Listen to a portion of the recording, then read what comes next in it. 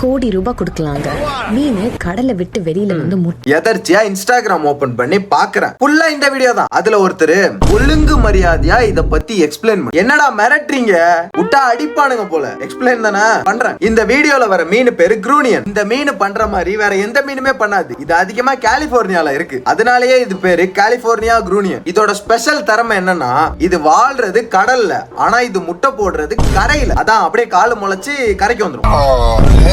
சும்மா சொன்ன அப்படியெல்லாம் வராது. இந்த அமாவாசை பௌர்ணமி டைம்ல எல்லாம் கடல்ல நீர் மட்டம் அதிகமாறுது, அப்புறம் இந்த அலை எல்லாம் பெருசா வருது அப்படின்லாம் இருக்கும். அப்போ இந்த மீனுங்கெல்லாம் அலையோட அலையா கூட்டமா வந்து கரையில முட்டை போடும். பெண் மீன் என்ன பண்ணும்னா, அதோட பாதி உடம்ப மண்ணுக்குள்ள புதைச்சி அப்படியே முட்டை போடும். அப்போ ஆண் மீன் வந்து அந்த பெண் மீனை இப்படி சுத்தி ஹோல்ட் பண்ணி ஸ்பெர்மை ரிலீஸ் பண்ணி எக்ஸ ஃபர்டிலைஸ் பண்ணும். அந்த வேலை எல்லாம் முடிஞ்ச உடனே இப்படி வெளியே வந்துடும்.